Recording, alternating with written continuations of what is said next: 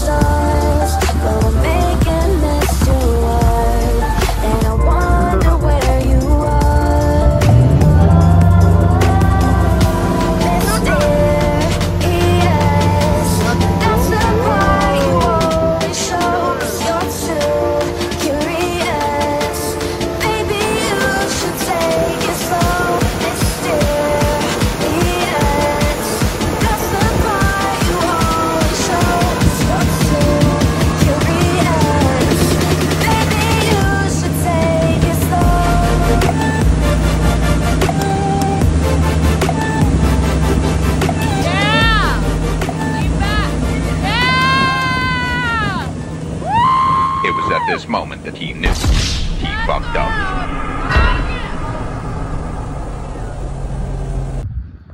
Това е квартал, в който живее дядото на Джоузи. Е богат квартал общо взето. Това е къщата на дядото на Джоузи.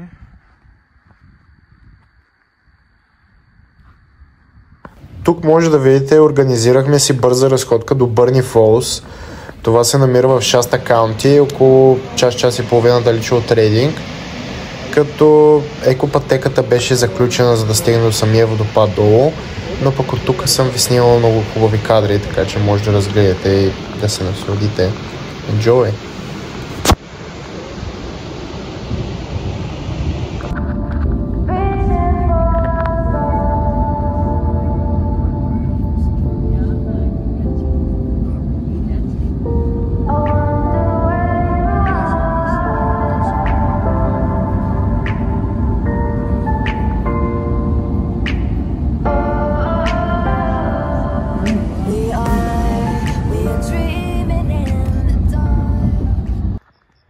Това малкия копър е така.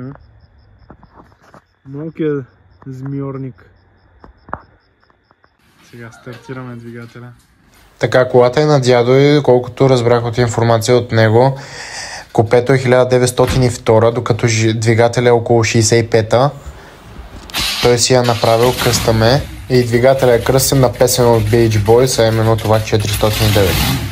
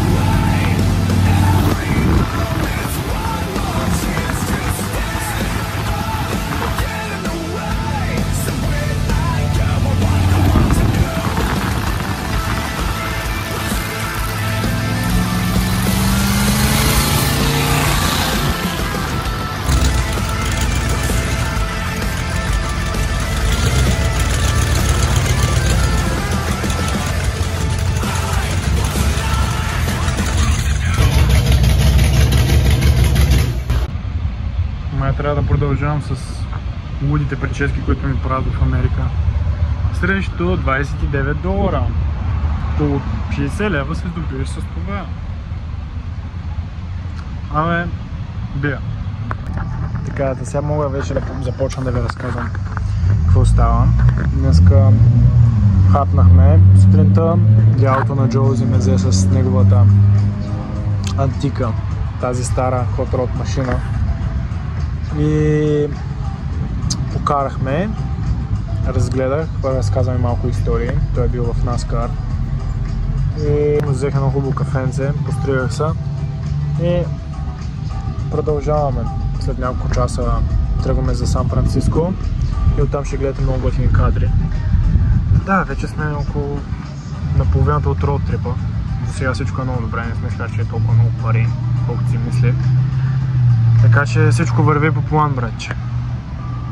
А ти гледай и се абонирай. На по-страховито място не съм бил. Тука.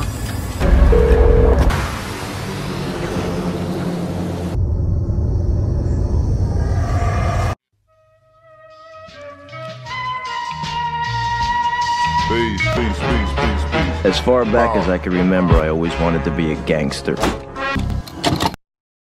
Днеска е около 30 градуса или 40 и си тръгваме от рейдинг и отиваме към Сан Франциско.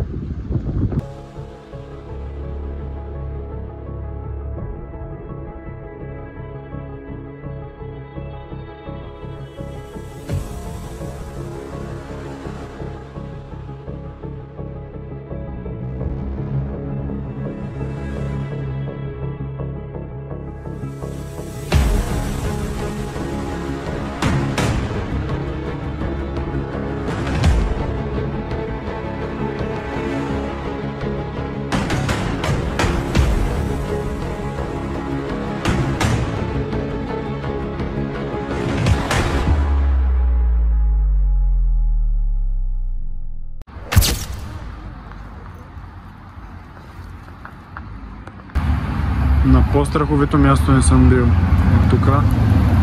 До преди малко имаше двама бездомни, които обикаляха и кържаха около Airbnb-то и ги изгоних, брат. Не да общо взето. Това е Окланд. Това е кухнята, в която ще си готвим. Знам, че изглежда много гадно, но това е част от роуд трипа, който провеждаме, за да е ефтино. Намираме някакви ефтини места. Като това е всеки дневната, всичко мирише на трева, батко. В телевизор от 90-те. И надолу вече е изходната врата. Като нашата стая е това. За каква мърсотия става на въпрос? Щатите били много красиво място, безопасно. Буклуци, буклуци и буклуци. Trash and trash and trash everywhere, guys. A-Car, Yellow Line train for San Francisco Airport in 5 minutes.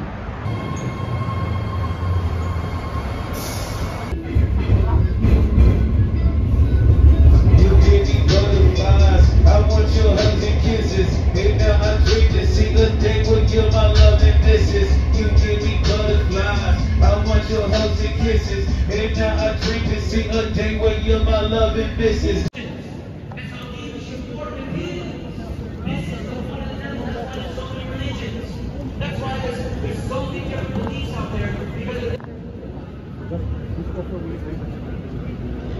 Бобати.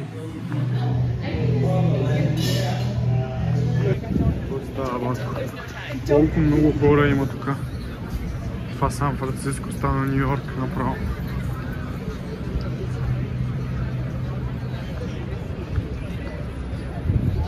Да си търсим някакво место за седнем за кафе, ама какво става? Направо са навсякъде.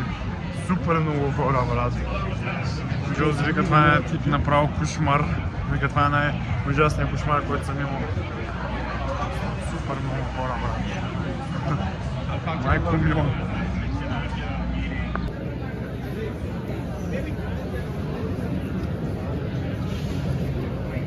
Пием пълно кафенце И се запътваме към другите забележителности.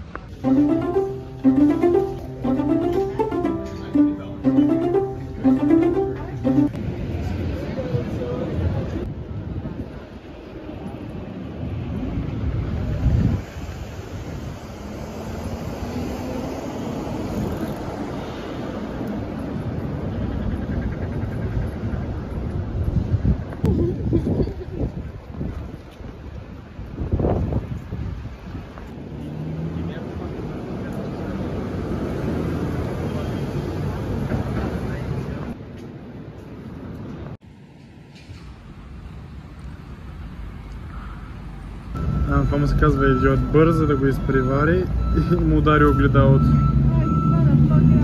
И сега ще го удари още повече. И ще видим последствията. Оставяйки факта, че шофьора на автобуса въобще не знае какво прави, ще ви кажа малко факти за Сан Франциско. Буквално името, преведено от испански език, означава Свети Франциск. Градът е разположен на западното крайбрежие на Америка, в любимия на всички ни щата Калифорния, с излъз на Тихия океан на запад и също така граничи с Сан Франциския залив на север и на изток и с окръг Сан Матео на юг. И да, ако познаете къде съм, ще харесам коментара с сърчица. Интересен факт, старото име на Сан Франциско е Йерба Буена. Забележете, бил е кръстен на храст, който е бил в изобилие в този град по това време, през 18 век. Именно испанците го кръщават. Също така името запазва и кръщават и остров на това име, който е недалеч от града. Острова се намира между Окленд, където се настанихме, и Сан Франциско. Дами и господа, Чайнатаун.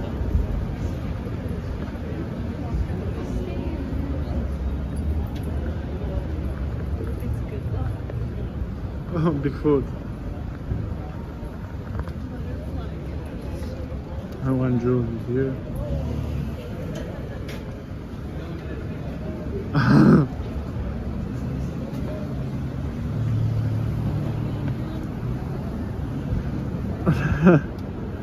You like Bigfoot? За сравнително малките си размери и китайския квартал с размери от площ 1,34 квадратни километра, той играе в същинска роля в културата и историята на града. Според статистики, популацията на квартала е 35 000 души, което го прави реално един от най-големите и най-гъсто населените китайски квартали извън Азия. А тази кола сама се управлява. Е такова такси, виждали ли сте? Ето още едно, дами и господа. Това е третия по големина китайски квартал в Северна Америка след Ню Йорк, Манхатън и Флъшинг. Този в Сан Франциско е най-стария, който е основан през 1850-та.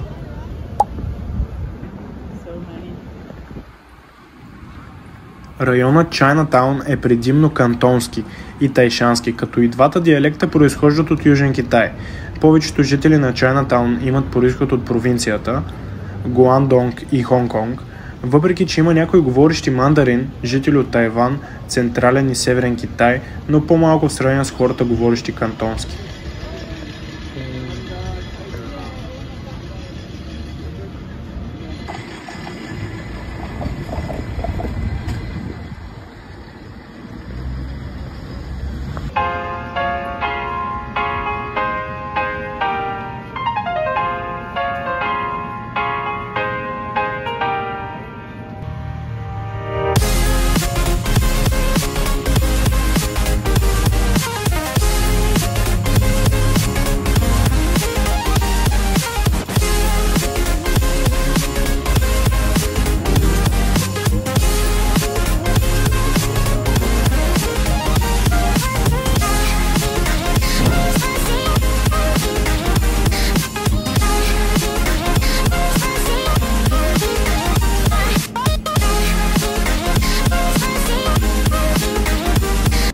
Разгледахме Чайнатаун, хапнахме рамен тук и отиваме към Golden Gate Bridge. Ще фанем едно рейсче и се запътваме да видим нещо, което го знае цял свят, само аз не съм го виждал.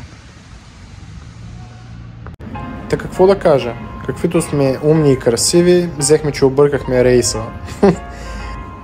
Целта ни беше да отидем до Golden Gate Bridge и просто взехме грешния автобус. След това взехме още един автобус, в интерес на истината, и слезнахме малко по-близко, бих казал, на 2-3 мили разстояние от самия Golden Gate Bridge и се наложи да ходим пеша. Но пък се насладихме на красивата архитектура в Сан Франциско. Наистина някои от къщите ми изумиха колко са красиви, наистина произведение на изкуството, бих казал аз. И да.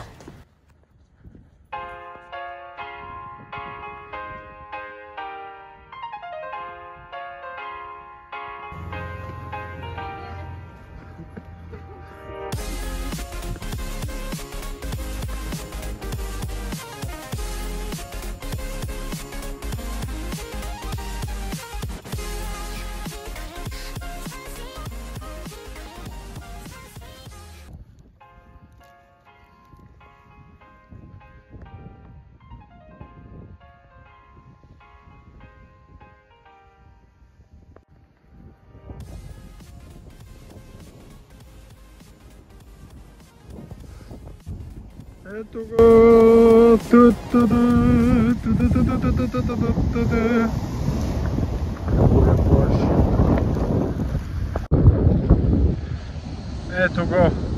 Ето го! Ето го! Тук сме! Ето е Джоузи. Сан Франциско! Ула-ла! И на плажа в Сан Франциско ще си гърмя.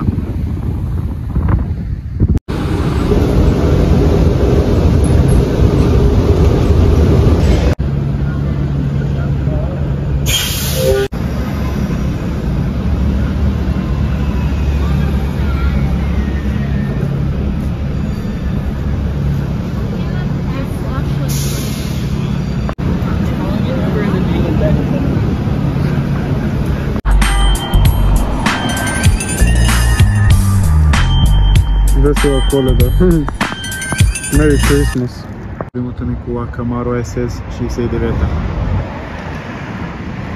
Един стар метро на S500-ка.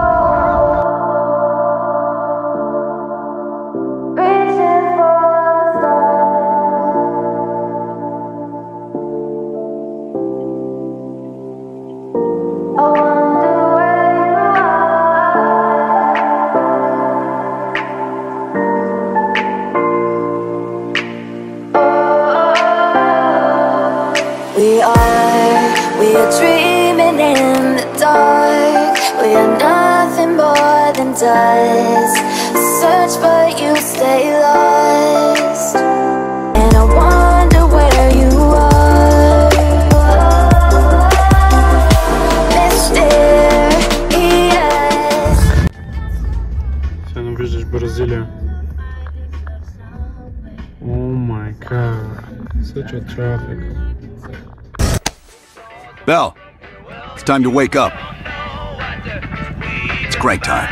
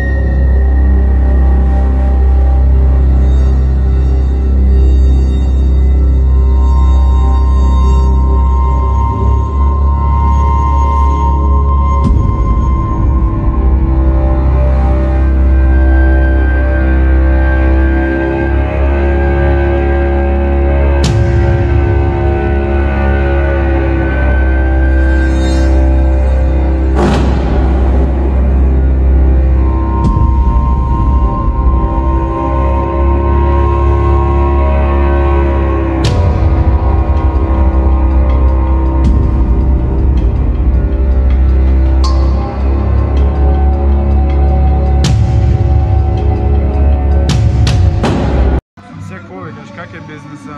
Има ли мадами? Да чакаме нашите мадами тук в леглото и никой няма да не спре. Като Хю Хефнер, брат.